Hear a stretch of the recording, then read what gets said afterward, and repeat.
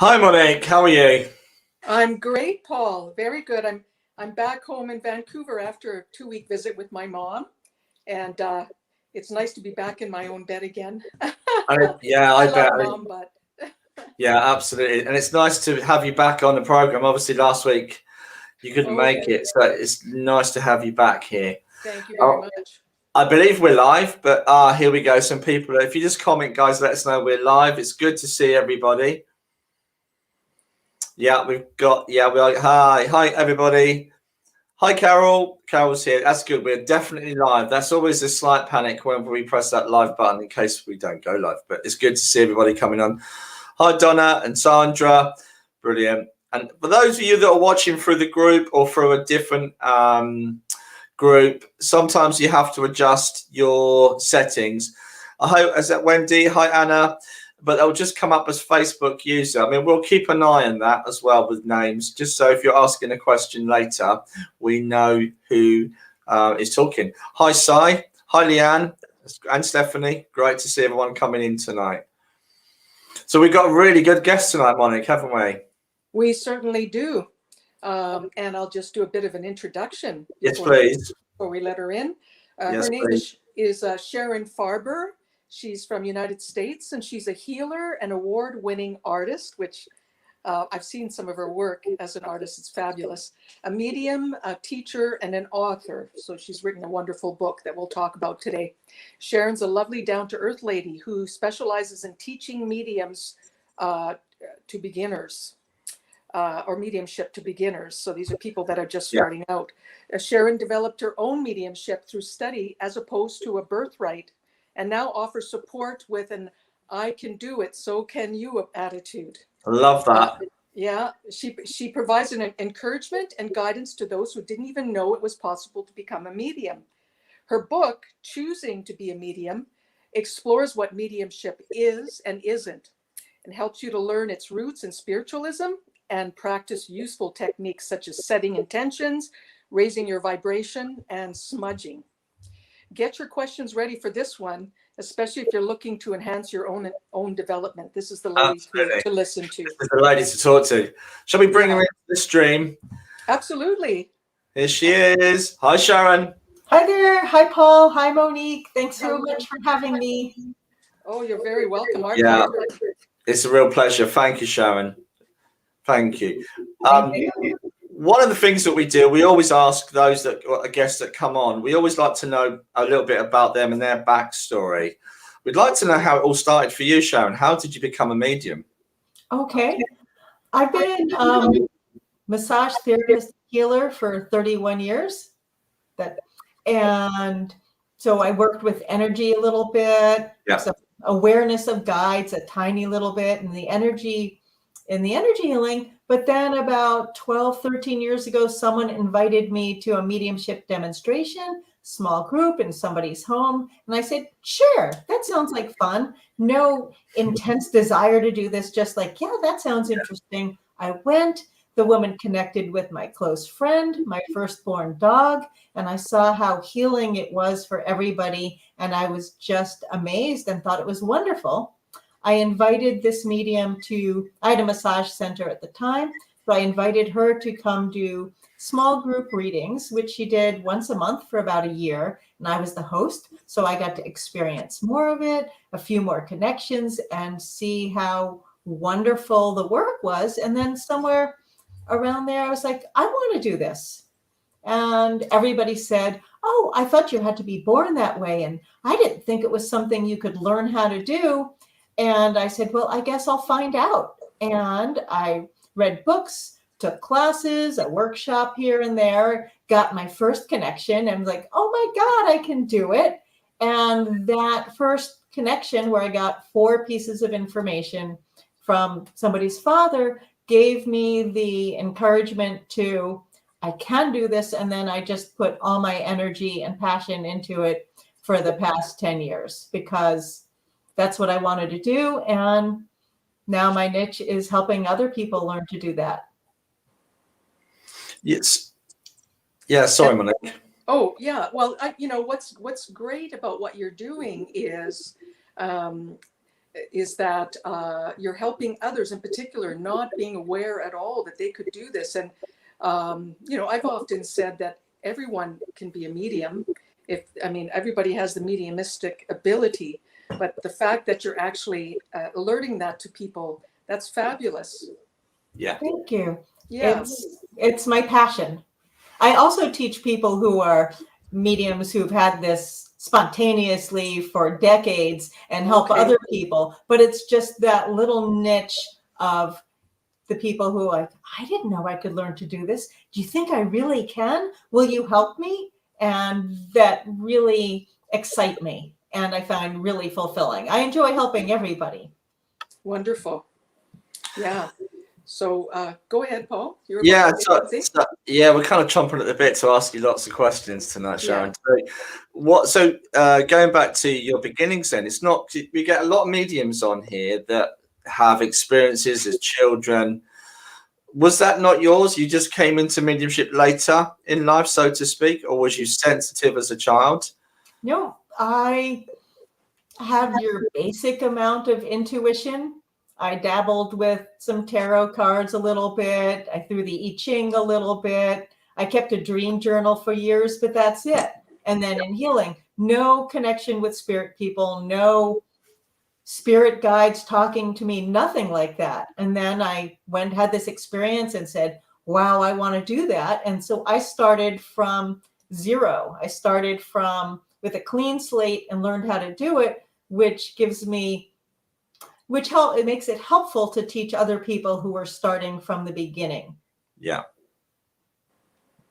And that's really refreshing, isn't it, Monique? Because a lot of people believe, and both Monique and I are singing from the same hymn sheet. We both believe that everybody can learn to be a medium, because I believe we all have this innate ability of connecting, being able to connect with spirit, etc. But it's refreshing to see somebody out there that having had that experience, the determination to do it. So we take our hat off to you. It's a wonderful thing that you're doing.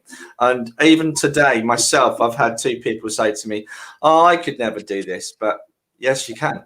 I believe you can teach people to do it. Yes. And I had to overcome that philosophy of you have to be born that way, and overcome that sense that because I chose to do it instead of having it spontaneously arrive in my life, that I would have to work harder at it. And worse than the people saying that you have to be born this way and you can't learn it was the message that, well, everybody can do it a little bit, but if you're not born that way, you'll never be any good. And I had to overcome that because, okay, great. So I can do it a little bit. And I had to conquer those doubts in my head to progress and trust and surrender to the spiritual journey and path. And it's been wonderful and challenging. Yeah, we've got questions coming in already, but we will come back to the questions, guys, so don't worry. But I guess Sharon, that philosophy or that way of thinking, that argument will roll on and on over time. Is it a gift or is it something that we can all do? But it's lovely and refreshing to see that you've published a book as well. We'll talk about the book in a little bit. I wanted to ask about your art. Your award-winning art. Your background as an artist. Did you find that when you started to develop that mediumship, that it bled over into your artistic work? Did you find that? Well, it was kind of interesting. For the first decade or so, I did tight, realistic watercolors, kind of like the owl you can see in the background. I see it. Yeah, it's beautiful. Tight, realistic landscapes, everything very rigid. And then somewhere along the same time that I was developing as a medium, I started painting dragonflies and hummingbirds. And then I would make these backgrounds like you can see. I didn't set it up that way, the dragonfly on purple. So it would be kind of like a dragonfly and these abstract things. And then I got into more spiritually inspired creative art. Yes. And now I don't have time to paint because I'm so immersed in doing what I'm doing. But there was a transition, and I was painting the whole Dragonfly series before I learned and found out that dragonflies to many people symbolize transition, transformation messages from the other side. And I was there painting them with no idea about that. So that was kind of cool.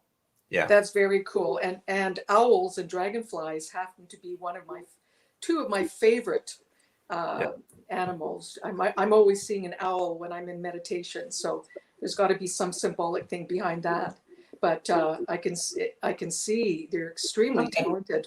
The one in the middle would be an example of the more spiritual. You can't really tell it from back there, but the more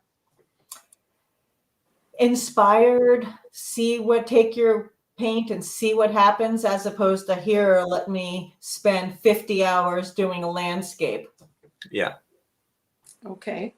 So you put that aside, and now when did you write your book? Before you started teaching, or after you started to teach? After. I kept telling the same people the same thing over and over and over and over. Yeah. I'm telling people everything. So it was really wonderful. So in the process, which was about 4 years of an outline, querying agents, book proposals, writing and rewriting, in my head, it's like, it'll be so nice when the book is there, instead of trying to tell everything to everybody all the time, to just say, here, read the book. So teaching came first, but the book is really helpful because I don't have to tell everybody everything that's in the book. Right. And it's about your life and your progression into mediumship. There's the first chapter is called My Journey, and it does tell how I did this, but most of the book is how to do it. There's 65 exercises, step by step, confronting your fears, becoming a professional, challenging reading, starting with the clairs, of course, and how to do it. So it kind of goes through everything. It's just a little intro at the beginning to give that. Do you want me to show you the book? Sure. Oh, yes, please. So here's the book. And there's a companion journal that goes with it, which is just a place to, here we go. Perfect. To track your progress, answer prompts about how you're developing, track 50 practice readings, meditations, connections with spirit guides. And it's kind of like when you're on a diet, and if you write down what you're eating and your exercise and your weight loss, it keeps you on track. And that's why I made the journal for people who are really focused. If they write down what they got in a reading and they got evidence and the person understood it, then 2 weeks later, when they're like, oh, I can't really do this, I'm not getting anywhere, they can look and see what they've done and realize, oh, I guess I did. They can see their own progress. Wonderful. Yes. Yeah, because when you are beginning, or when you are starting to learn, there are days when you're doing wonderfully, and then maybe the following week you feel like you might have lost it. But that's part of the progression, isn't it? Yes, I think we all know that. And it's really important to keep a journal. That's something really as a reference point to look back on your progression. It's really important to do that. Yeah. And it's such a great idea to have that journal alongside the book as well. And the book just gives a massive insight into how to develop your mediumship. It's great that you've taken the time to write that book. I mean, I know some mediums books touch on the mechanics of mediumship, but I was listening to an interview that you gave recently on YouTube. And again, you spoke so well about the clairs, and it's just nice to see another medium breaking it down and into kind of chunks that people can understand and work with, because so many people get confused with the dialogue of mediumship and some of the narrative and what mediums say. It can kind of get confusing. So I think it's very refreshing to see what you've done, Sharon. It's brilliant. Thank you. It wasn't my idea, and I had a lot of help. I had no interest in writing a book, and I thought it was presumptuous to consider writing a book at the level of development that I was. And I was compelled to, inspired, called to, and I resisted. And then I went ahead and did it. And I feel like I had some serious spiritual help the entire way to find an agent in these days, to get a traditional publisher, and just everything the way it worked out feels like it was really meant to be. Not my idea, not something I had any intention of doing. Yeah. But I'm glad that we did it together. Yeah. Yeah. Already we're getting so many questions from people. I'm just going to hold back. I believe a lady called Kerry has shared your YouTube link. I believe. I'm not sure. Just double check on that. If not, we'll share some links how to get onto your YouTube channel, because you have a YouTube channel. Yes. I believe in one of our scrolling across the bottom there'll be a link to that, so you guys can see that. The book, I believe, is available on Amazon as well, and pretty much all good. Well, everywhere pretty much, because I believe, if I'm right in saying, because Katie's in the background, she bought your book originally, and that's how you came to my attention. She said, "Oh, this is a great book. You should get this. This is really good for beginners." So yeah, so Katie, she's now she's trying to hide off camera, but yeah, she brought the book to my attention. It is a good book. Thank Absolutely. You. So if you're in the US and you want a signed copy, you can get that from my website. Okay. But if you're in other countries or prefer Amazon, Barnes and Noble, or anywhere else, it should be available. Yeah, lovely. Kelly's just said she bought hers from Amazon. I'm sure there's other outlets as well that it's available on. So yeah, thank you guys for sharing your information. It's great when people start having a chat amongst themselves and helping each other out. It's brilliant. It's exactly what we were trying to do. So yeah, I was just going to say, should we start with the questions? Because I've noticed already lots of people are firing at questions at us.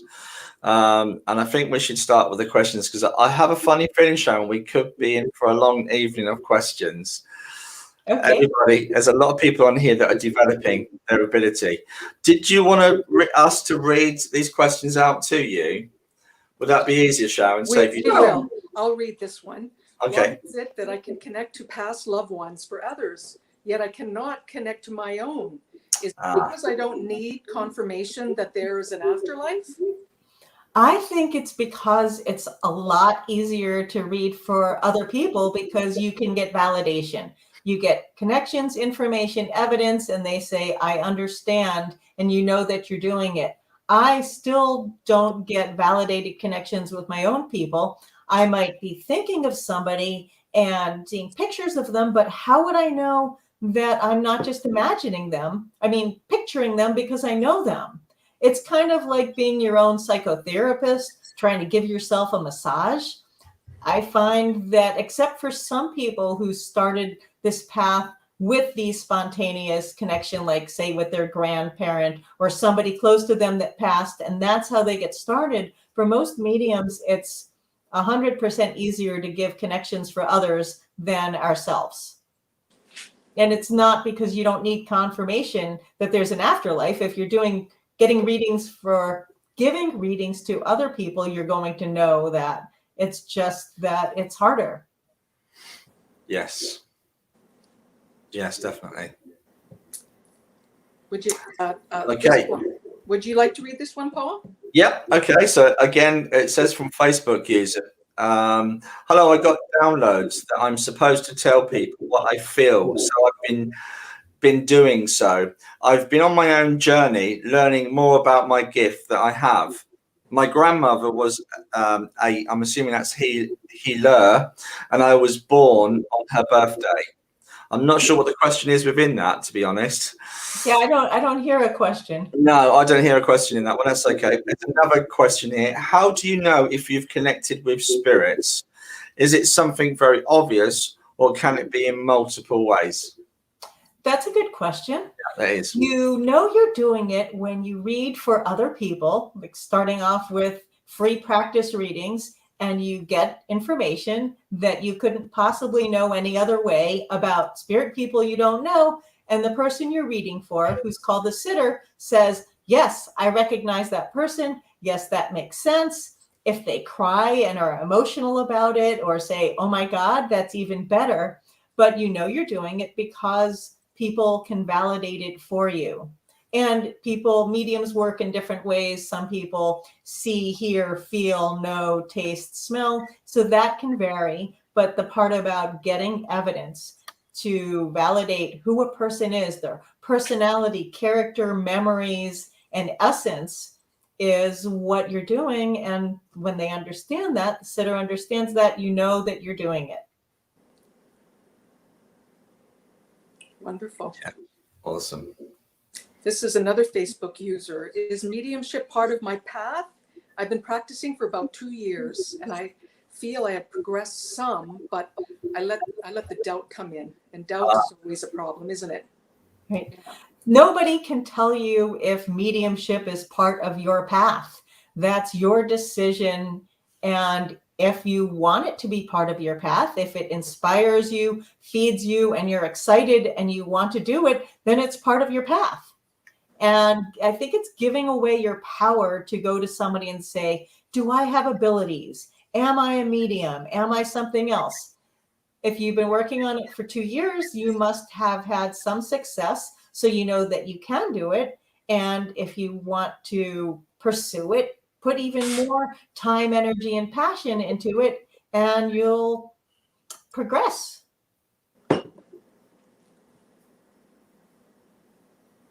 Yeah. Okay, this is from Carol. Hi, Carol. How long did it take until you had your first experience, Sharon?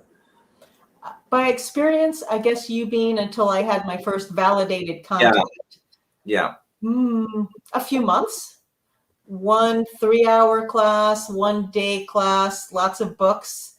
And then probably about then, an experience at a circle, and then was before or after the experience that I told you about where I got my client. So it was months of interest and investigation. And then once I had the first one, I knew I could do it. It was easier to get more and more and progress. Yeah. In terms, I can ask a quick question off the back of that question. How did it make you feel? Oh my gosh. The first one, I was literally jumping up and down. I was practicing on one of my massage clients and connected with her dad. By the way, if people here have read my book and I'm giving different information here that's in the book, that's because in the book, if I didn't have a signed release form from somebody I might talk about, I had to change information. So if I'm saying that I had my first connection and I connected with the woman's father and things about that, that's what really happened. And in the book, it's a brother with a heart condition instead of cancer, because I had to change it because I didn't have a release from her. Just a disclaimer, I don't want people to think I make things up as I go along. But I connected with the woman's father. I knew that he had cancer. I saw packs of cigarettes. I got a part of his name, and I saw his uniform, a military uniform.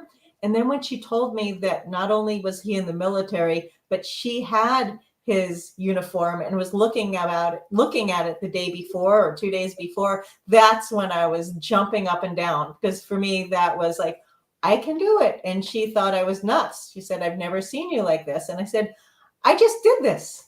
Yeah. And I like seeing that in people who get their first validated link and watch them light up and say, I just did it. Yeah. And watch them do it again. Because it's a special moment, isn't it? You've connected with life from a different dimension. It is a special moment, and certainly one for the journal, if you've got a journal. But we've got some great questions coming in. I'm loving reading some of these coming in, by the way. Does your mediumship get stronger, or does it stay at the same level? Thank you, Wayne, loved ones. If you're going to put the energy, passion, and work in, I believe it will continue to develop forever. I don't think we get to a place where we're done. Okay, I've achieved. I know I'm still in process and will always be developing and aim to be stronger, clearer, faster in everything that I do. I don't expect, if somebody's kind of blasé about it, oh, I can do this, and they do a little bit now and then, they might stay at the same level forever. But if you want to invest your time and passion, then I believe you will excel and keep growing and getting stronger. I certainly hope I'll be doing that for the next 30 years or so. Yeah, absolutely. Absolutely. What meditation for you suggests to help you connect with your spirit guides? Is there one particular one that you prefer?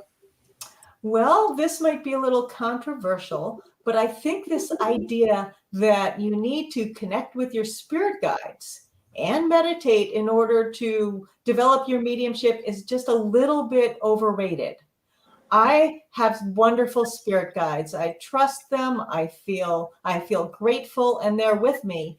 If I hadn't received readings from a bunch of other people, students, circles, teachers, I wouldn't know whom they were. I wouldn't have names and information because I have yet to have direct connection, conversation, awareness, much, maybe a little bit, with my spirit guides. So a lot of people are going to say, oh, people ask, how do I develop my mediumship? And then people respond with, meet your spirit guides, let them teach you. Your spirit guides will tell you what to do, and they'll say, meditate. And I say, I would probably still be waiting to become a medium if I did that. I needed people. I needed embodied people and classes and support and direction in order to do that. So inviting your spirit team close, asking for help. Sitting in the power is the meditation to develop, strengthen your mediumistic power. And in that process, you're also blending and attuning with your spirit guides. That's different than meeting them, because you don't have to have someone say, I'm here and this is my name and this is my accent. It's blending with your own divine spirit. It's blending with your spirit team, guides, inspirers, whether you know them or not, and blending with divine spirit source to boost your mediumistic ability. That's kind of the answer to that. Yeah. I was going to say also, yeah, we struggle with a three-dimensional thinking though, don't we, with this reality. So we kind of have that concept that we kind of need to introduce ourselves to those that are working with us, like we're working with a colleague, you know, and that's where I think people have this misconception with guides. It's such a vast subject. Absolutely. So do you believe that meditation is a massive component to development, or are you more, as long as you're doing it or trying to, you know, sit and taking the time to blend? I think that meditation can be wonderful for people and quieting your mind. You need to be able to quiet your mind in order to do mediumship, because if you have eternal chatter, you're not going to be able to pick up the subtle perceptions of the spirit world. So you need to do something to quiet your mind, whether that's meditation, breath work, just being present. But the idea that you need to meditate, I think that's a little overrated. I still find it nearly impossible. I try to meditate and I fall asleep. Sometimes when I'm sitting in the power, I might have little twitches and all of that. And when I'm giving a reading, there's a two-way experience and information coming in. So I find giving readings a lot easier than meditation or sitting in the power. I recommend sitting in the power, but I don't want people to give up and think, I can't meditate, so I can't be a medium.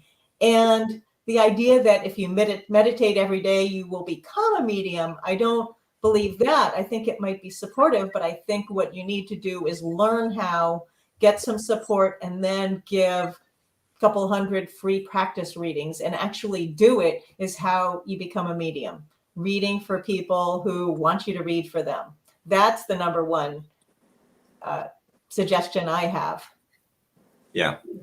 Okay. Is that another question now? Oh no, oh, here we go. Would you like me to read this one, Paul? You can do this one if you want. Yeah. Yes. I used to tell my parents since I was little about past life. I dreamed the neighbor said bye to me, and the next day he died. I was able to see visions a few years ago that showed me in what order my grandparents and aunt would die. I haven't connected back to that place where I was able to see things, because the last time I got really sick. Is that normal? And how could I reconnect back when I could see spirit better?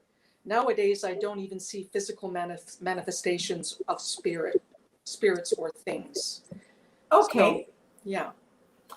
First of all, past lives and awareness that somebody's going to pass, awareness of the order of people going to pass, I wouldn't call that mediumship. I feel that's generally picking things up psychically.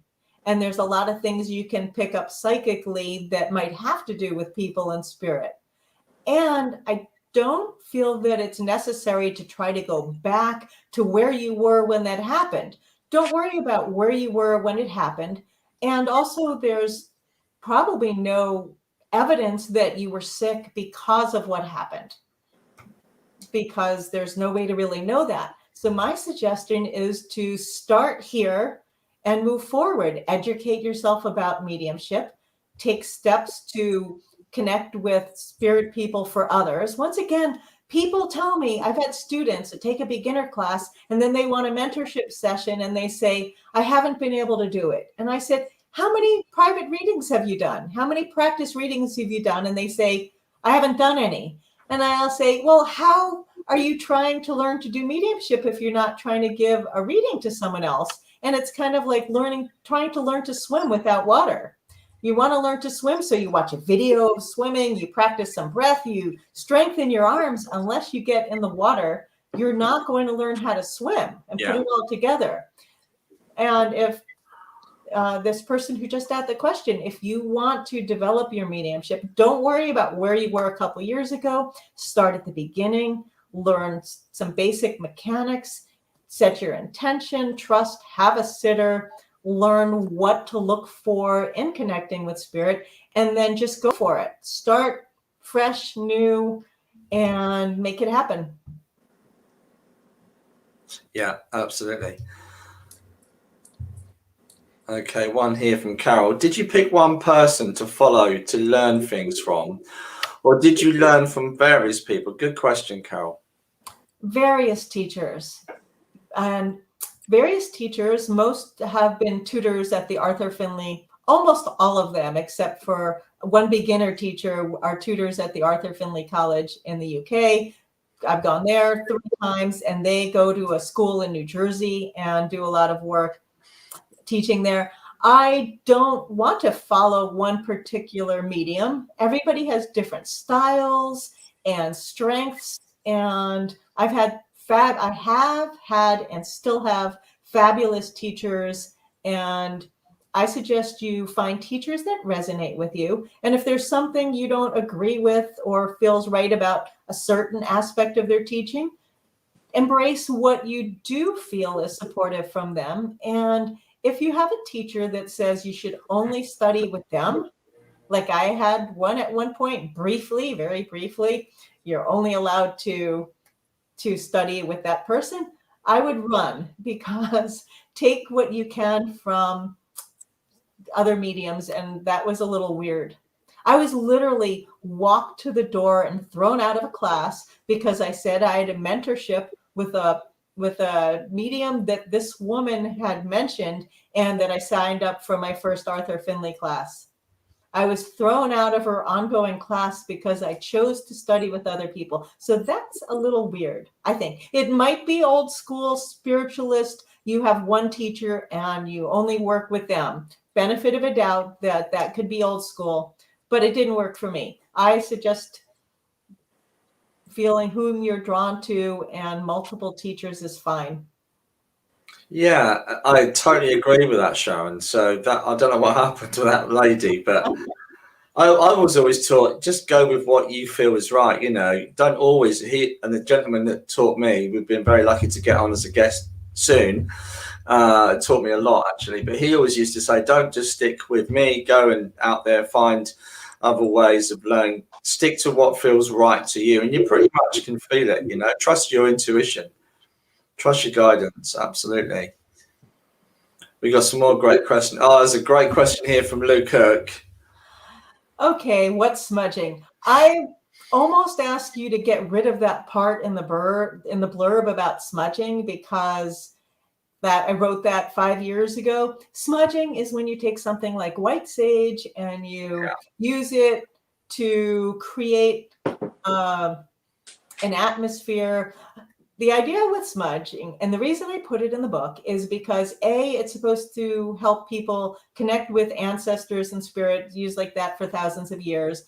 B, it's supposed to release negative energy. I don't believe in negative spirit people, but you know, if you've had a fight or something stressful, an argument, you have some weirdo come into your massage office wanting the wrong kind of massage, and you get here, let me burn a little sage. So it's something I've used like that. The reason I suggest it for my beginner students is not because if you burn a little white sage that you're going to do mediumship. It helps create a ritual and an atmosphere. The same way that when you smell good food, it's going to make your stomach rumble and your mouth water, because the smell of good food prepares you for eating. If you like white sage and you burn a little bit and you breathe it in, and you get this pattern that, okay, I'm breathing in my sage, it's going to help me get in the mood for mediumship, it can help. I don't recommend it as a crutch or a tool, like I don't recommend anything else. Yeah. And some people say it's being appropriated from Native Americans, or that people are harvesting it poorly. So it's now a controversial subject. But if you have a little bit of white sage and it helps you get into that mood, do what helps you. Absolutely. Absolutely. We have another great question coming up. This is one of my favorites so far. Hi, Sharon. Hi, Effie, by the way. Hi, Sharon. When receiving 2 or more spirits, how do you separate the 2 and only focus on one? I have set the intention one at a time and still feel multiple energies. I agree with you, Effie. That's probably, for me, it's one of the most difficult things in mediumship. Well, you have a couple options, and there's a couple scenarios. If you just have 2 random people who have nothing to do with each other, use your intention and ask one to come forward and one to step back. Choose whomever is stronger and you have a sense of them. But sometimes they come in together. It could be a couple, grandmother and grandfather. It could be 2 sisters. It could be 2 friends. So if you're comfortable and you're want to, you can work with both of them. I've got 2 women coming here, and this one's like that, and this one's like that, and they worked. And it's sometimes helpful to work with 2 at once, because you can talk about how they're the same and different, and they might come together. But otherwise, it's being firm in your intention, and it's using your intention. It's a lot about intention to connect more strongly with whichever one's coming through more strongly. So it can be confusing, or it can be fun, like having a conversation with 2 people like I am right now. And if they're respectful, and you can work with both of them if they're connected, or at least if they're for the same person. So Yes. Sorry, Sharon, question for both you ladies, being artists. If you have an influence of more energies when you're drawing, what do you do? Is it similar sort of principle? That's for you, Monique, because I'm not yet doing spirit drawings. Okay. Well, I beg to differ. Looking at what's behind you, they look beautiful. They're not spirit people, though. Right. Well, in regards to the portraits that I do, the drawings do. I do connect more strongly to the person in spirit as I draw. How that happens? Well, I don't know. They just seem to come in a lot stronger. It's a kind of a semi-trance state, but and they just took over my artwork. So and I wondered that about you too. That's why I asked the question about your art, because. And I also wonder if people who are artistic, musicians, artists, poets, writers, if they have a higher sensitivity to spirit as well. I wonder that. What do you think about that, Sharon? Probably the creative nature of it. I feel there's an overlap. Yeah. And I want to try some spirit portraits. Yes. I want you to too. Yeah, I'm smiling because I know something. Yeah.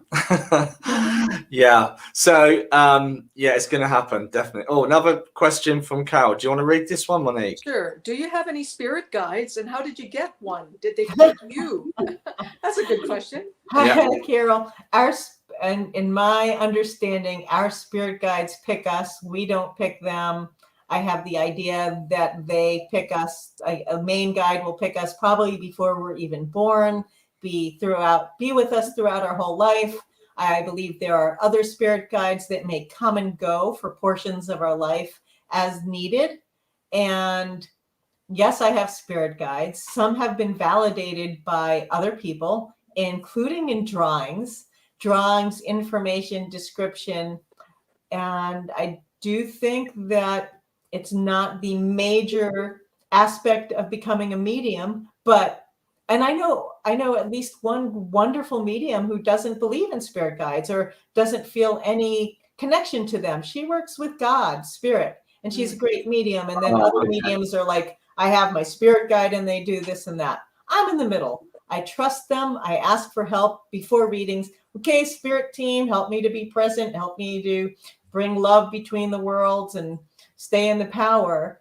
But I don't have that, at this point, much of a personal interaction with them. And they pick us.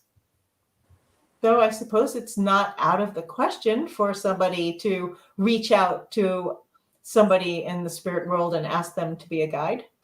Yeah. Yeah. Okay, sorry. Hi, Stephanie. Can you remember what you said to the person when you are giving information? Or are you like in a kind of overshadowing trance blur? For me, it's somewhere in between.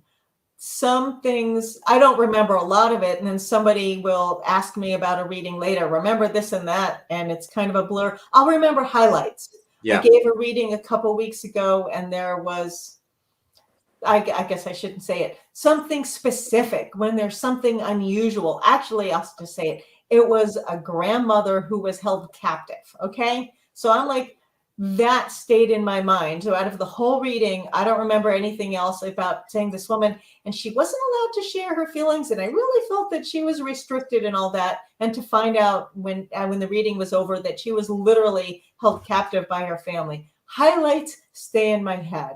And that's just an example, but I'm not in a trance, but it's an altered state. And the deeper I'm in, the less I'm likely to remember. And once again, it's the highlights that will stay out. Yes, agreed. Another Facebook viewer here asks, what can you recommend for a medium that has been connecting well for a while, but now is going through a period where connections are hard to get? Take care of yourself. Meet your needs, rest, take care of your health. Take a vacation, do things that are fun, be positive, uplifted, work through whatever it is that might be getting in the way, loss, challenge, work, because it's probably something not having to do with mediumship, but having to do with the flow of your life that is making the connections difficult. So take care of whatever you need to nurture yourself and proceed with your development as needed. And if you need some kind of support, get a mentor, take a class, and once again, practice readings. People who tell me that they're having trouble getting connections, but aren't finding sitters and giving readings to other people, you're just not trying. Because practice readings are a great way to develop, aren't they? It's something that I did, and people used to say, well, what can we get you? I used to say, well, hey, a bottle of red wine would be lovely. And I had a very full wine rack for many years. So it is a great way to practice. Absolutely. Yes. Another Facebook user. My daughter tells me all the time that she sees colors, and she always says it's not the light or sun. She also says a lot of things regarding my dad, who passed when she was 1 year old. Like Granddad has told me, adults think I'm daft, but I can see inside them. Is this her being open to spirit? I don't know about the colors, but if she seems to be connecting with her granddad and her granddad is telling her things, then that's quite possible that she has innate mediumistic abilities like most children do. They're not taught that they're not supposed to be able to do that yet. And if she can see him, then that sounds like she's quite possibly really doing that. It'd be interesting if she gives you information about him that she wouldn't know to validate that. They often do that and just say, that's wonderful. Hey, what does my dad, what does grandpa have to say? What's he doing today? Engage with her and make sure she knows that it's safe, it's full of love, it's a beautiful experience, and maybe she'll continue instead of shutting it off like a lot of people do.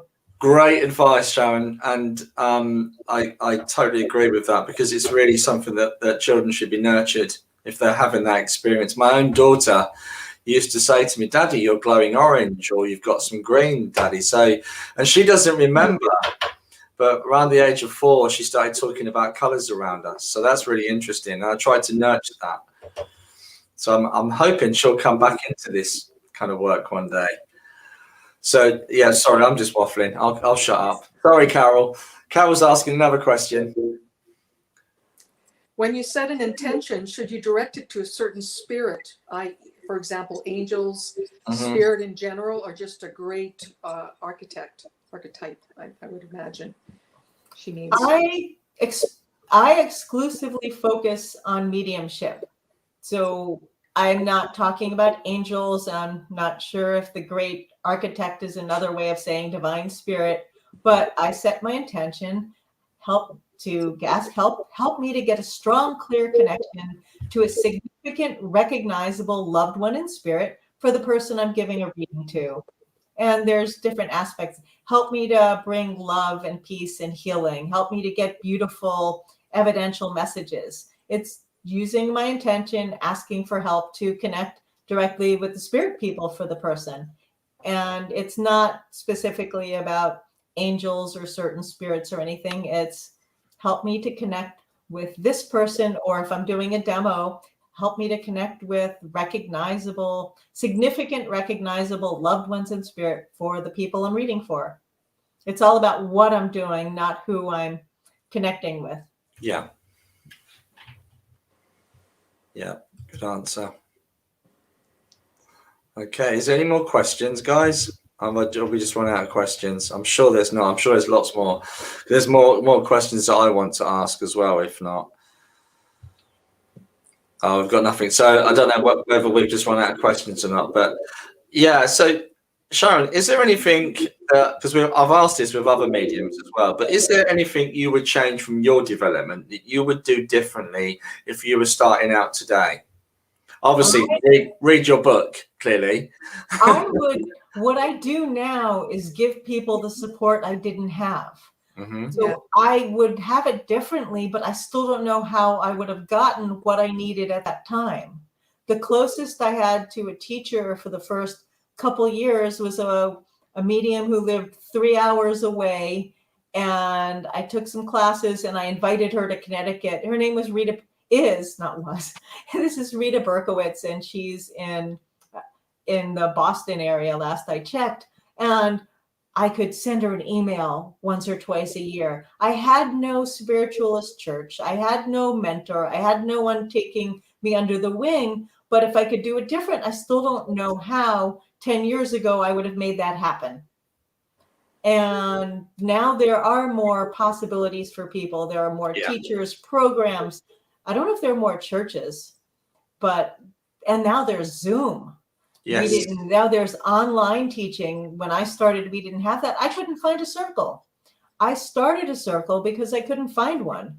I went to one that was far away, an hour and a half away, just to experience it. That was pretty good, but it was an hour and a half away. I tried one that it ended for the summer. I tried one at a church, and it was lecture followed by healing, followed by 30 minutes in the dark of connecting with spirit, and there are 20 people there.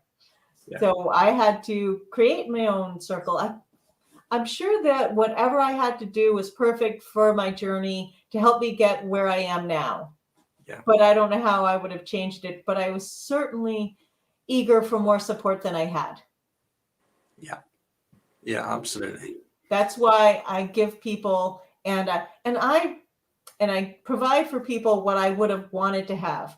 I kept track of my practice readings on pieces of paper, multiple notebooks all over the place, and then eventually a little bit online. They're scattered all over the place. That's why I'm like, here, fill out the prompts, do it all in one place. It's too late for me to go back and do it differently, and I'm sure it's fine, but I do recommend a little more structure and hoping that people can find a mentor, somebody that they can ask, somebody to hold their hand. So just something else before, sorry, Facebook user. I'm not sure who that is. I'm sorry. I think it might be Verity. Sorry, Verity. I've got a question and it's burning in my mind. Can I ask, Sharon? Sorry. In terms of your spirituality, because I believe that mediumship development and you, that person is you, need to develop at the same time. Is that something you have developed as well, your own spirituality, so to speak? Yes. I think that being a good person, being kind, being loving, nurturing, supporting, striving for inner peace and helping others is integral to being a good medium. You don't want somebody to be a jerk and do bad things in their life and then like, oh, now I'm going to do mediumship out of love and light. So there's a consistency. My own spirituality is tied in. I don't have to shift from being Jewish, how I was born, to becoming a formal spiritualist or anything. But it's that bit about wanting the best for people, wanting to spread love, peace, healing. I've been a healer for 31 years, so that's kind of a shift. So spirituality doesn't have to be a religion, a practice, an organization, but an intention to be at a vibration of love and healing and as peaceful as possible. Does that answer your question? It does. It does. I mean, I met the lovely Eileen Davis, and I know you have. I believe you've met Eileen Davis as well. And I remember when I first met her, and I watched her. She was on the platform, and she was just talking to a group at Arthur Trinity College. But I remember feeling the love and compassion coming from her. And she told me that I was lucky enough to meet Eileen and talk to Eileen and have a week with Eileen. And her energy was amazing. But she used to practice just sitting, meditating on compassion and love and compassion. And it's interesting how that kind of also the two go together. And her mediumship is fantastic, by the way. But oh my goodness, she's one of my top idols. Yeah. I would love to demonstrate like she does. Yeah. And her compassion and passion and love. Yeah, absolutely. Absolutely. But it is something that sometimes I've heard people say, I just want to develop my mediumship, but I think the two go hand in hand. And if you're out there considering doing this evening, try mediumship, consider both because it really helps your development. I would think so. I'll stop talking, but we've got some more questions coming in. Sorry, Facebook user. I think, like I said, I think that is Verity. Verity, here we go. Question from Verity. Do you go through the emotions with people you are giving readings for, or are you able to disconnect from it? Good question. Or does it have a lasting effects on you? And when you give a particular reading, like emotional or sad ones, do you have to clear your mind to refresh yourself? Great question. Beautiful question. Boundaries are really important. We are the messenger. It's not our emotions and pain to pick up. So the idea is to be present, compassionate, and empathetic, but not sucked in, not take on the pain, not start crying while you're giving a reading. And because you learn good boundaries and don't do that, then you don't need to clear your mind or refresh yourself afterwards because you haven't got sucked in.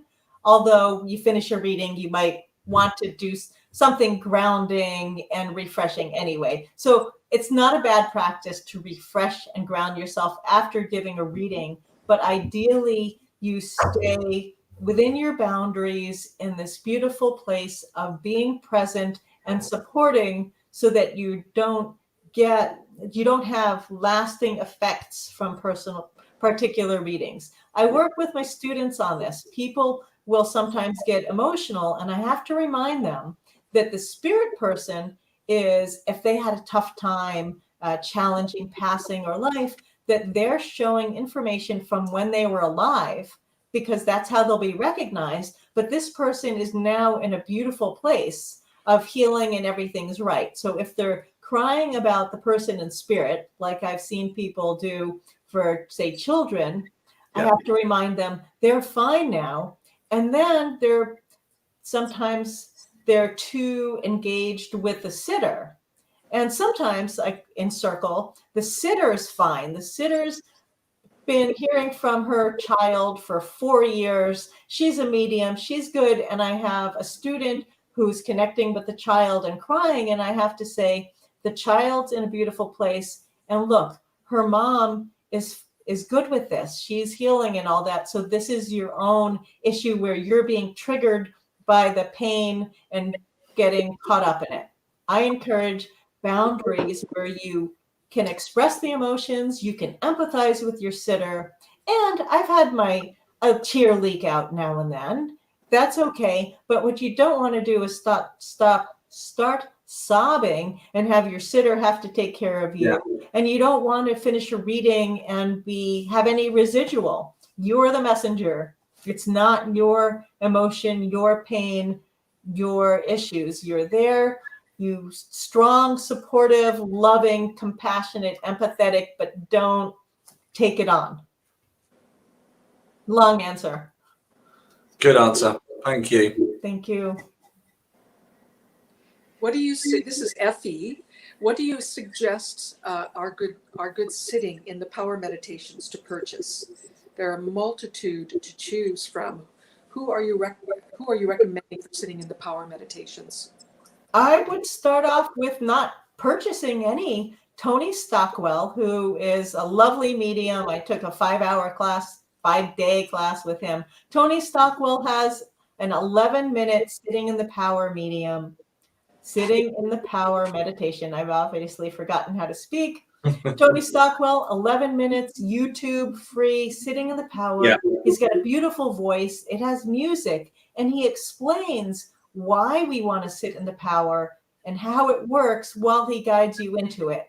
So he's the one I recommend for your first introduction to sitting in the power. There's other free ones on YouTube, and feel what resonates with you. And with the 11 minutes, I like that because anybody ideally can find 11 minutes. And then when he's done, you can turn it off and then sit in the power on your own.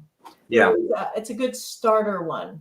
But yeah. I don't have any specific ones to suggest that people purchase at this time. I did promise a class I taught in Canada like almost 2 years ago that I would create one. And because people have asked me them, and I kind of promised them. So someday I will. That's interesting. Carol's just popped up and said that Adam Berry is quite well known over here in the UK. He also does a free sitting in the power meditation, I believe, on a Monday evening. Also, just to follow on from what you were saying, Sharon, also Eileen Davis has got a free one on YouTube. Does she? She does. It's about 12 minutes. Check it out. That. Yeah, check it out. I will have to check that out. Yeah. Thank you. Yeah. And we'll just finish off, I think, for a message from Kerry Taylor Stevenson. Hello, Kerry. We've sat in circle before, so it's lovely to have you comment and watch us tonight. Sharon, thank you for your Audible book. Best book by far. I've read many for any level. It's fab. And this lady's a great medium herself because I've seen her work. Oh, thank you, Kerry. You're the one who read the book and suggested that they interview me. Is that that was Kaylee. That was Kaylee in the back. Oh, that was Kaylee whom I met. Yeah. Oh, okay. Well, thank you so much, Kerry. I'm glad. Oh, I didn't pick the woman who wrote it, and I've had complaints from people who don't like the way she speaks, and I got to pick from 3, and I picked the best out of the 3. Yeah. But I'm glad that it's helpful. Brilliant. Brilliant. As I just said, no more questions. There's one that's come on that's really important that we could just touch on, if that's okay. Did you want to read it, Monique? Do you have to protect yourself when working with spirit? Put a protective white light around yourself. No, but I can elaborate. My philosophy, the philosophy of Eileen Davies and all my mentors and my respected colleagues, is that the spirit world is safe. The spirit world is full of love and life. This planet we live on, evil, nastiness, things to be afraid of. I have a healthy fear of embodied people. Spirit world, love and light, all the free choices here, not there. They can't hurt us even if they wanted to. I don't believe in demons, Satan, evil spirits. So no need to protect yourself. No need to surround yourself with white light. You don't need the crystals for protection. What you want to do is good self-care. You want to take care of yourself, get enough sleep, eat the decent and right amount of food for you. Try to surround yourself with uplifting people and be in a good place, because this is a long answer to a short question, because people can create scary situations. People can imagine or bring themselves in states of terror, scary things, because they project it, maybe because they have anxiety or hidden fears or fears they're just not acknowledging. People can create scary experiences for themselves, but I don't believe any of them are because there's some spirit, someone in the spirit world doing anything that we need to protect from. Yeah. Did that answer that well? Yeah, really well. Well, So before we go any further and say goodbye, because I know it's coming up to that time, we want to quickly talk about your latest project, Sharon. Yes. Okay, well, right now I am excited to celebrate teaching my first in-person class since the pandemic, and I'm teaching a 3-day class within a retreat that could be anywhere from 4 to 11 days on the island of Oahu in Hawaii. And that's coming up on December 1st. And I found a retreat center that's run by Quakers. So it's nonprofit and pretty inexpensive. It's in the mountains. I'm really excited, in case you can't tell. It's a little couple-minute walk to a beach, and I'll be doing a 3-day intensive immersion in mediumship that's appropriate for even beginners or medium intermediate people who want to really focus on that and be in Hawaii, where I've never been before. So that's my current project that I'm really excited about, because it's less than 2.5 months to that. And there's still room. It's about half full. Okay. Oh, that's plenty of time for people. And Brilliant. Can they find out about this on your website? Yes, go to the events, classes and events page, and it'll be front and center. I'm giving a free Zoom chat on it next week. There's my website. Here's your website. So events, click on events. Yeah. Up, you watch, and here we go. And then there's the free. There you go. There's the picture. Mediumship development in Hawaii. Not too shabby, as they say over here. Not too shabby. It's beautiful. Wednesday night, I'm doing a free Zoom chat for people who want to ask questions about it, what I'll be teaching, what do we do when we're not in class, and things like that. So that's my big project I'm really excited about. I was supposed to teach a 3-day class in Canada, in Alberta, next month in October, and we finally decided to move that to May because of the COVID traveling expense, the COVID stuff. And getting there and back, and what if they close the border again before October, mid-October? So I'm really excited for Hawaii. Plus, it's here in the country, so it should be all good. Yes. Thanks for asking. Yeah, that looks absolutely beautiful and stunning. What a place to learn and develop. It's been well. I don't want to sound jealous because it's not very spiritual, but I'm slightly jealous, I have to say. That's okay. Well, there might be room. Well, they let you in and out of the UK these days? They do. Yeah, I'm sure Hawaii. Yeah. Oh, yeah, I'm not going to talk it out. It's better than Bognor, absolutely, Carol. Yeah, Bognor Regis, the good old English seaside town, cold, wet. I like immersive healing. I went to a class in Anguilla when I was taking a three-year healing class. The third year, we went together in Anguilla, this little island in the Caribbean, in the British Isles. They had to, it was British, the wrong side of the street and everything. But for bonding and spiritual, you get out of your own environment, you get out of your patterns, and you go somewhere beautiful. And that was 20 years ago, 22 years ago. So this is pattern on that. I've done weekend retreats, Blue Ridge Mountains, a place here in Connecticut, but this just to immerse yourself in the energy, and it's supposed to be on sacred land. Oh, I'm really excited. Yeah, that sounds fantastic. Well, we just really wanted to say thank you very much. It's been a fantastic interview, Sharon.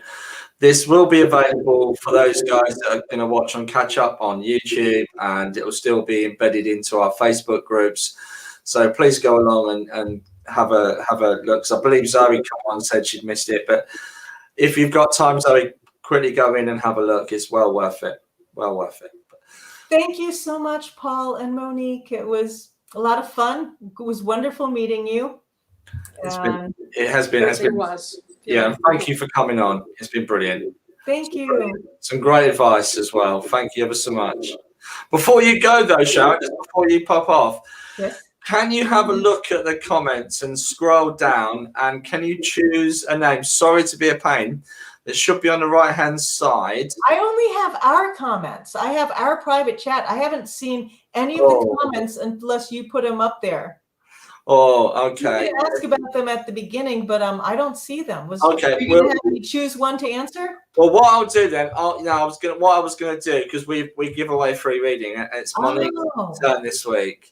So I'll choose one for you, Monique. Wait a second. Maybe if I click on comments. Yeah. Yeah. Is it there? I didn't. Yeah. Well, now that I've clicked on comments, they're there. So if you scroll through, and if you're somebody with a name as opposed to Facebook user. Yeah, please. I'm sorry about those who are not watching in the groups. You need to change your settings. Okay, so let's give one. Do you just randomly want one? Yes, please. How about Effie? Has she had one? Not. I don't believe so. No, she doesn't. No, perfect. So Effie, that's brilliant. If you'd like to get in contact with myself or Monique, and congratulations, you've got a free. Well, and that's where the comments were. Yeah. No, it's worrying when you look at some of these buttons. You're worrying that you can click out or turn off live, so you try not to touch too much. That's why now that we're ending, I felt okay. So there we go, back to private chat. I've learned something. Okay. Brilliant. Whoops. I just signed up for. Okay, see what you mean? I just accidentally clicked on sign up free. Okay. Oh, okay. Well, I'll let you guys before you end up purchasing. Yeah. Hi. Thank you. Bye, Sharon. Take care. Bye-bye. Bye. Oh, that was brilliant. How much fun was that? That was great fun. She's a lovely lady. She is a lovely lady. Yeah, it's been a real pleasure. So, Monique, it's you and I. Yeah. We're back to working together, which I'm really looking forward to. So, guys, if do we do the pictures or not, Monique? Do we ask people to put pictures on there if they want that, or? Yeah, absolutely. If they want to, that's really helpful. Yeah, if you want validating the sketches and the reading, absolutely. Yeah, absolutely. If you want to put a picture on, feel free to change your profile picture temporarily and put a picture on with someone you'll try to contact. I won't necessarily link like that. The good news is, I think, Monique, you're going to use the pencil, aren't you? Well, we got a good response from the traditional way of drawing last time. So at my mother's house, she doesn't have a computer. So I figured I might try it again here in my own kitchen. So we'll give it a go as opposed to doing it by computer. So I'm just going to turn my camera around. Yeah. There we go. Brilliant. All right. And I'll just go behind the iPad here and start to sketch when we're ready to link, Paul. I'll let you start. Okay. So, do you want me to start? Yeah. Okay.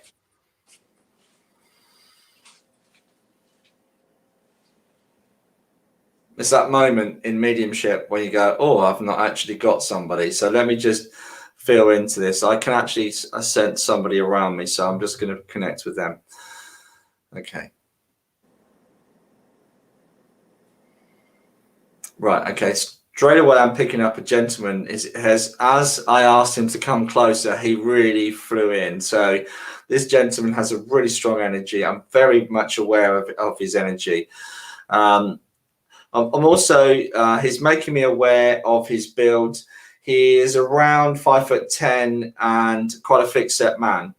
But there is, forgive me for saying this, Monique, there's not a lot of hair there. He would have been. I actually felt him at the beginning of the show, oddly enough. And I can see him very clearly. So go ahead, Paul. I'll start to draw. There is a slight, you know, his cheeks are slightly red, like a reddish complexion in his cheeks. And I can, okay, thank you. And he's also making me aware of his hands. There would have been quite chunky hands. He's given me that as evidence as well. I know this gentleman would have had blue eyes as well. And I know this gentleman is making me aware of his father figure, definitely father figure here. Also, as he connects with me, he's talking about the heart issues that he had, the heart problem. I believe it was a heart attack. There's also a problem with his left ear. I believe he was slightly deaf in his left ear. He's trying to give me a couple of names, but I'll hold back on the names because sometimes when you give names, it can be slightly off-putting. So I'm just going to build the names up before I give the names. I know he's making me aware of another lady that comes in with him. I know his partner would have be in spirit with him. Okay. I do feel that I see him wearing a business suit or a business like jacket like yourself, but a gray or dark gray. I feel this. You're right. This man is a larger man. He has been around for some time. Big build, and he's wearing, just like you, an open blazer with shirt. I think this is common attire for him.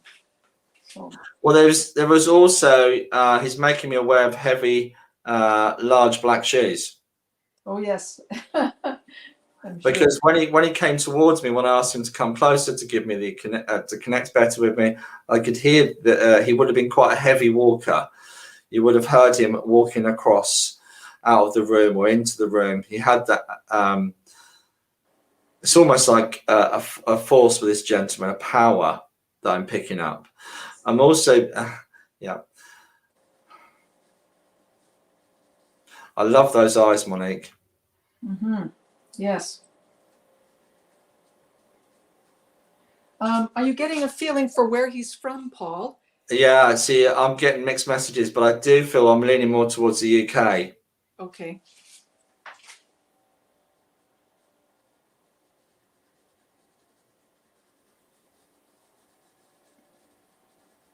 Yeah, okay. It keeps on giving me the name William that connects, but I feel the William is a grandson as well. And right, thank you.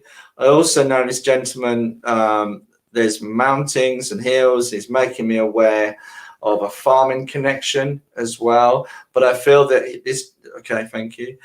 Yeah, the grandson William, I'm getting, and I'm hearing him singing, and there's a real sense of pride, and the name David as well is coming in with him as well. I'm not looking at the comments, so I'm just going to check out the comments if anybody understands this. Before great, the StreamYard link is going in. I'm just going to add the StreamYard link into, because it worked last time, into there. Hopefully that you'll be able to click on that and jump in. That should come up on the screen. You should be able to click on that and come in if you understand this information. I know there's a to me this feels like a English Welsh connection with this gentleman. And also, I know I've got, okay, Ronnie's coming in. I'm just going to bring Ronnie into the studio. Hi, Ronnie. How you doing? Do you understand the gentleman I've got coming through here? I'm not sure.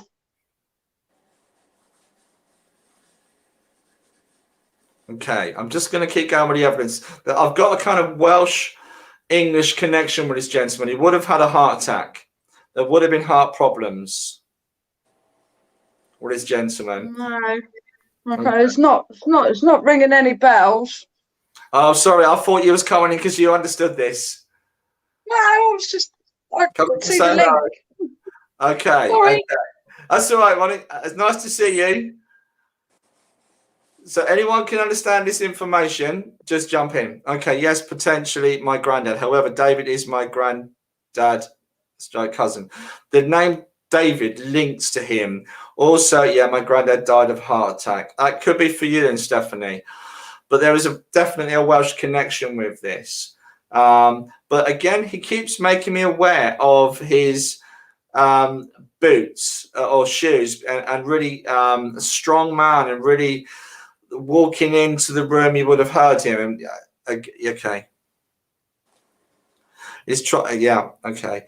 I believe the name Dennis as well connects to him somehow. He's trying to give me the name Dennis. And also,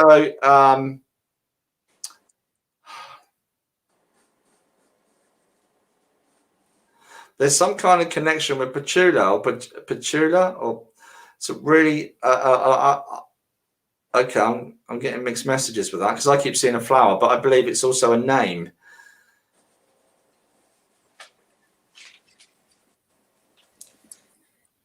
Yeah, Stephanie, if you can come in, that will be great if you understand this information. Also know this gentleman used to walk like a policeman, bent legs and other names, not sure. Okay, the name Dennis as well that he keeps trying to connect me to. Now, I feel that this man was very hardy, physically well into his to the years where he passed, and it's not that he was sick for a long time.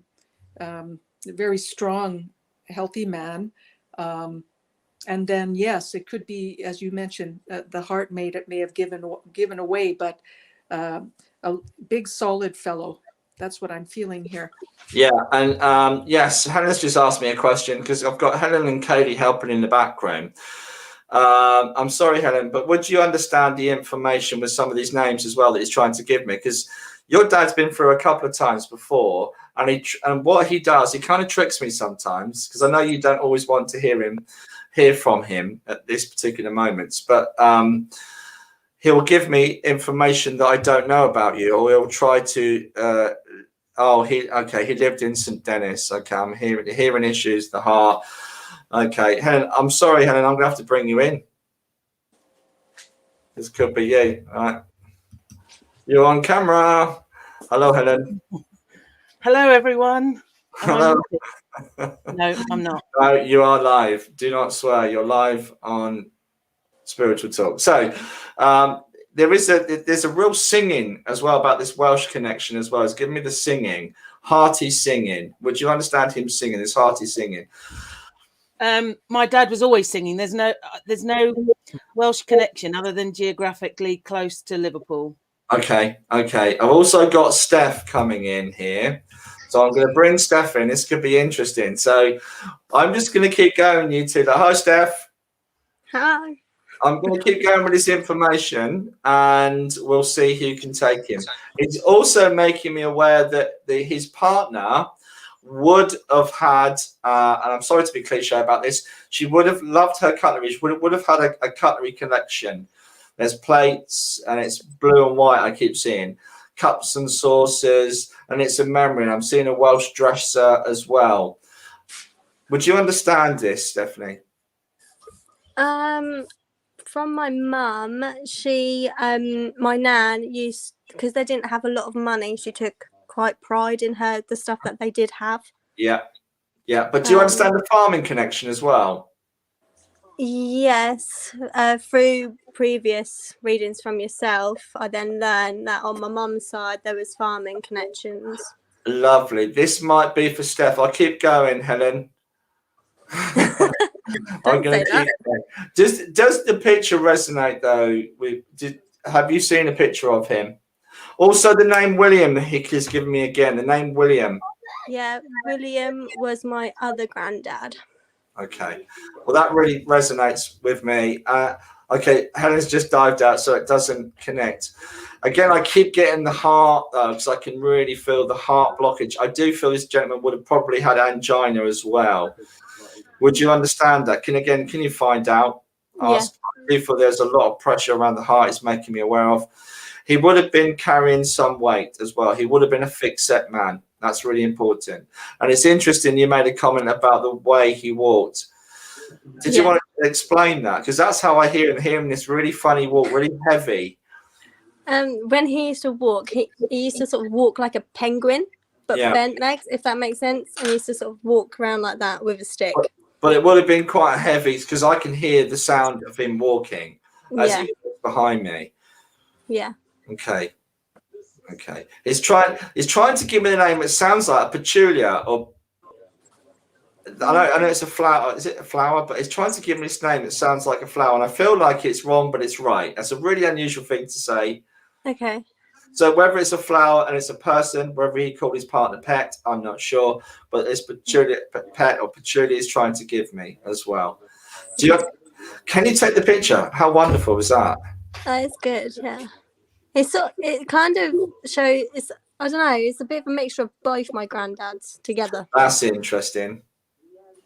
Because today, I don't know. It's just like recently, there's been like I can see things in the corner of my eye in the house, and also today, a robin flew in the bird bath as well. So there's been little signs. Yeah. So I was wondering if someone did should explain, if those people are not watching, some people believe that robins are a sign from spirit. So some people are not sure, but yeah, a lot of people believe in robins as being a sign from spirit. This gentleman, there's a lot of love around this gentleman, really compassionate. I know you said there was a feel about a policeman here. This gentleman would have been quite a professional man. Yeah. Okay. I'm going to leave. Did you want to add some more, Monique? Okay, so I'm half listening and half listening to this man. And so sometimes I don't hear all of the information, but I do feel that he was a grandfather as well as a father. And I'm also feeling something. Did you say something about police? Because I'm feeling something around police. Yeah, there's certainly the boots. Yeah. Yeah, my uncle, he was a policeman, and his son was in the police force as well. Okay. Now, do you recognize, Steph, this picture? And then you say it looks like it could be a grandpa? Yeah, it's really strange because like the hair, it reminds me of on my dad's side, but then it also mixtures in with my mum's side. Okay. If that makes sense. Right.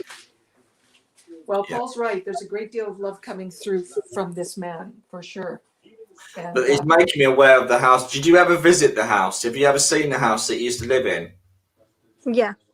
Okay, he's making me aware of an old-fashioned sink, like a butler's sink in the kitchen. Would you understand that? He keeps taking me through the house. And would you understand the Welsh dresser as well? Memories of a Welsh dresser. Oh, I'm not too sure. Okay, well, he's taking me through this house, and I'm also making me aware that he also used to kill or what would you call it? Pluck birds and, gut them and that kind of thing to eat. Yeah. Very hands-on man. Does that make sense? That could be my nan's father, because they used to live. He was called Thomas, though, I think. Okay, well, don't tell me anymore. No, sorry. I keep making aware of this house, and it feels very much like it's in the hills. It's in the countryside. There's a farming aspect to it, but also, would you understand the name Mills? Mills. Mills, or I'm not sure if it's Mills or Mill Road, actually. Mills or Mill Road that connects. Not off the top of my head, no. Now, Steph, do you remember? I feel that he wore glasses. Does that make sense to you? I know we've had this before, yeah. That whether he wore glasses. Yeah. My granddad on my dad's side did. Yes. And does this look like your dad on your granddad's side? More on my dad's side, yeah. Yeah, I saw him with glasses, so I'll put them on, and that helps a lot. Glasses really make a statement. Yeah, they can do. The other thing is, I'm not going to sing, but I kept getting bye, Delilah by Tom Jones. Yeah, that's on my mum's side. Okay, and really loud as well, and not particularly well sung, I have to say. Okay, but there's a real hearty feel to this gentleman. Definitely. Yeah, and yeah, okay. Oh, has there been some? I know you've just had a child. Has there been some joke about your pram falling apart? Is there something going on with your pram? I've changed the seats now because he's too big for his the carry cot bit. Okay, because I feel that the way that he's talking, there's adjustments, but it's almost like these adjustments need to be made, or else the wheels are going to fall off. It's not very good. Oh, okay. Okay, so it needs to be strong. It needs to be strong. Okay, you would understand that. Yeah. Yeah, he's also making me aware of Matthew, but I feel that Matthew is a middle name. Not sure about the Matthew. And also Amy as well. That Amy's trying to give me as well. That connects. Can you ask Mum? Because I feel that connects to Mum. That's great, Monique. That's how I saw him when he first showed up. Yeah. I still believe this gentleman has belongings here. Is making me feel that as well. And there's something about the Shires as well, like a country show that he's given me. Does this make sense with him? I would probably have to ask my mum. And I feel like I'm being taken into the English side of the Welsh border. I'm like Cheltenham that way, on the English-Welsh border. Does this make sense at all? Not that bit, no. Okay, but I still keep getting this with him, the Welsh connection. But then I keep coming back into England. Yeah. Coming over the border. And I want to go to Cheltenham or Chippenham. It's that kind of, no, Chippenham's further inland, but Cheltenham is it's not far from the Welsh border, is it? Yeah. That's great, Monique. We can get that to you, Steph, if you want. Yeah. We can definitely send it to you. Yeah. Yeah. That's brilliant. You're his granddaughter, correct? Yeah. I can feel that. The love of a grandfather to a granddaughter. It's just sweet adornment. I can feel it. Yeah. He's coming through with incredible love. Yeah. Yeah, there's a George as well. He's given me so many names that connects to him. There's a George as well. And it's the William as well. There's another William, because he's still talking about the William that you said. There's another one. Oh, okay. Okay, there's another one. That would most likely be my uncle, because my uncle was named after Perfect. William. Perfect. But we knew him as Bill, like Grandad Bill. And there's also it's making me aware of a lady called Belle. No. And it's something to do with bluebells as well. Oh, okay. So again, I feel like you need to ask your mum with that. And a May birthday, would you understand a May birthday that connects to him? May. I want to give you the 27th of May. I'm not too sure about the May, but March. No, I can't take March. No, definitely not. No, it's definitely not March. Strongly took me into May, because I know this person, because I can feel, it sounds strange, Taurus. Now, I'm really getting a sense of this fellow as well, his personality. He was the kind of man that very much a family man, and the family looked up to this fellow because he's very intelligent, he's very much a man that would support a family, lead a family, guide a family, and that this would be your mother's father, you're thinking. Yeah, it could be, but then it could also be on my dad's dad. Okay. Well, you'll know once you put it next to a picture. But he's the kind of fellow that family members would go ask advice for, because of, you know, he's well read. I'm getting a feeling of well read, and he's been around, so very intelligent. He's lived life. He lived life to the fullest. So people paid heed to his advice, and he gave it. And he gave advice out of love. Yeah, because I might see that completely different to how my mum and that saw him. Yeah. If that makes any sense. Yeah, absolutely. Relationship between different generations. Yeah, there's definitely a change. Yeah, absolutely. So I would say yes, but my mum's generation would say completely no. Oh, but you would say yes. Okay. Yeah. So that's what I'm picking up for you. But the drawing goes a long way, and you can pass that to other family members. Yeah, definitely. So that they have a higher awareness of the fact that their loved ones are still around them. Very much so. Yeah, please take their love. Yes, we'll do. Thank you for coming on. No worries. And Monique, we've run out of time. Did we already? Already, we've gone overtime. So wow. Thank you to everybody. I don't know if you want to come back on camera. Brilliant. There you go. Awesome. Thank you to everybody that's come on tonight. It's been absolutely brilliant. And thank you, Steph, for coming in. I hope motherhood is treating you well. Yeah. Yes. Not too bad. He's teething at the minute. Oh. Already. Oh. Yes. Wowzers. That sounds like fun. No. We wish you well with that. We do. Thank you. Well. So we're back this time next week, aren't we, Monique? Yes, absolutely. Do you want to talk about who's next, Paul? Do you know, I hate to say this is terrible. I'm not actually sure. That's terrible, isn't it? Oh, well. That is terrible.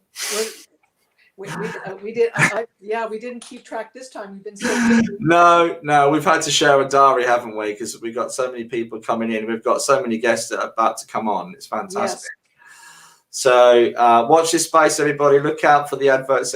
We'll put them up over the weekend probably, or hopefully before. And we will see everybody this time next week. Thanks for watching, everyone. Thanks, everybody. Take care. Bye for now. Bye.